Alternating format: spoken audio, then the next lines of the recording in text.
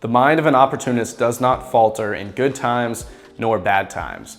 When I inevitably heard about the coronavirus, of which I try to ignore the majority of mainstream media, so it took me a while, I immediately thought, oh my gosh, executives, managers, they're gonna have a lot more time available, they're gonna be a lot more accessible, we need to launch a CMO series. We've launched that. Now I've spoken to dozens of some of the most iconic CMOs, executives, and founders of Inc. 500, Fortune 1500 brands, as well as some of the most iconic brands that you're gonna know. And so I wanted to share with you the summary of some of my learnings here. I will say the podcast dive a lot more into it, and I'd highly advise listening to those because, for one, it's not gonna be my voice telling you, it's gonna be the CMO, and they talk about 90% of the time. Also, this is not like a Gary Vee podcast or like some of your favorite entrepreneur podcasts where they're pretty much just saying the same thing over and over again. Nothing wrong with that, but this is actually like real business people that aren't like aliens or have billions of dollars behind them, particularly when it's coming from me. So the first lesson of the 5 that I want to share with you today as kind of a summary or an intro for you is that the role of the CMO, Chief Marketing Officer, is so much more than marketing. Today, it's taking on the role of what the brand message is. It's taking on the role of what the marketing distribution looks like. What are all the channels we're on? And obviously 30 years ago, it looks a lot different. Maybe it was, we think about TV, we think about billboards, we think about product placement. Now there's like 39 different channels that we need to be marketing in, of which the CMO is responsible for all of those and all of the different campaigns launching underneath those. And then they're also taking on a role of product innovation because today's consumers, they expect that consistently. So if you dream of being a CMO one day, start learning all the facets of the business because ultimately that's what the role of the CMO will continue to be. Now the second is that taking risk is not just for entrepreneurs. Taking risk is vital in marketing as well. We often say, take risks, challenge the status quo, go against the grain, disrupt, disrupt, disrupt. And that's incredible, but that's not limited to starting a new company or starting a new technology. Oftentimes for CMOs, that is a cornerstone of their approach to marketing. So for those of you in marketing roles, stop making just iterations. Stop looking at that creative military ad spot and then thinking, okay, how do we do the same thing? Or think about, this brand did really good response with COVID-19. Let's literally copy it and make it our own. No, let's start with new ideas, new fresh ideas, and really take some risks in marketing. That's where we can find the greatest reward.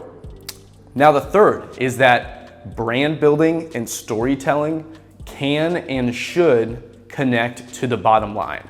Now, you're not going to be able to connect all the data attribution points unless you are a company like a Google, like an Apple, so on. Even then, they're going to have difficulty with it. Are you hearing me, phone? But look, you get the point.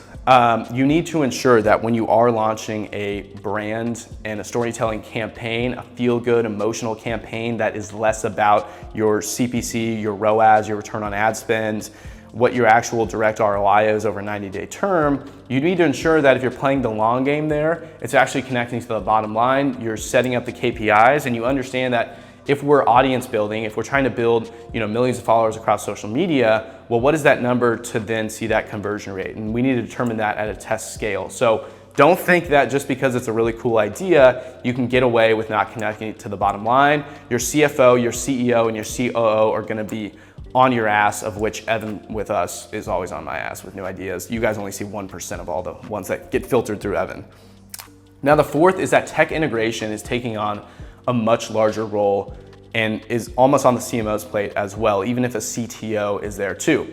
That is because tech integration, new technologies such as a phone, such as artificial intelligence, augmented reality, virtual reality, as those get integrated into the system, it shifts consumer behaviors. Thus, we need to adjust digital platforms accordingly. And ultimately, what does that impact? Your marketing advertising on those. So when a new platform pops up, when a new trend takes place, when consumers are spending more time online and less time physically in stores, if you're a retail brand or if you're any brand for that matter, that is now your job as a CMO to shift with that accordingly. So it's vital that you understand what's going on in the tech world. Now, the final thing is that definitively across the board, without a doubt, every single CMO, CEO I've talked to on the CMO series is consistently looking at the next generation and thinking about ways to deploy efforts to reach them.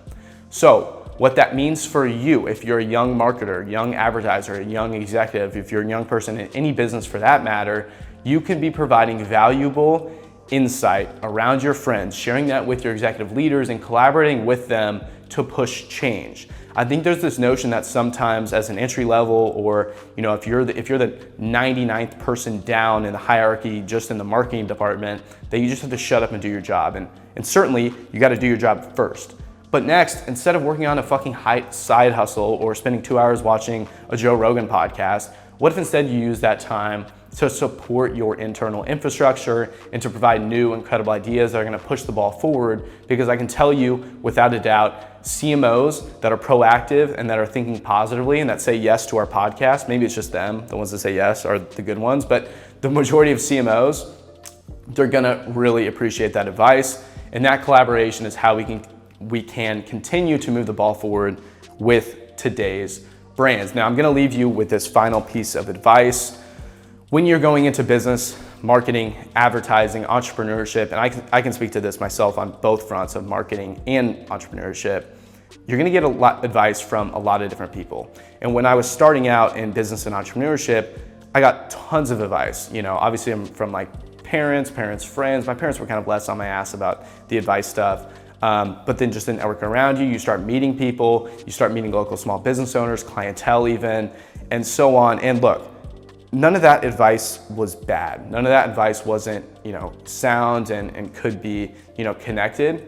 But at the end of the day, if you want to be the best, if you want to be a CMO of a Fortune 500 brand, the only person you should be listening to is a CMO of a Fortune 500 brand.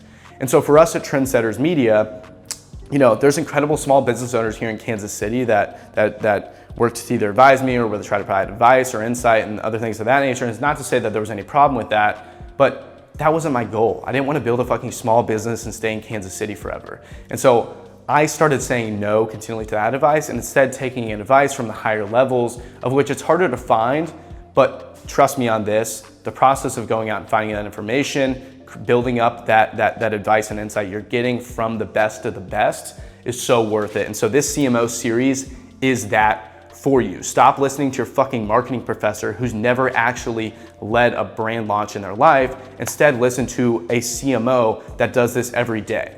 Stop listening to these entrepreneurs and media people that are selling courses online. If they understood marketing and business and entrepreneurship so well, why would they take the time to sell you a course? If I took a weekend or a couple weekends to make a ton of videos and sell you a course, you know how much money that would lose us and our agency? That would not be profitable for me to sell you a fucking $30 course.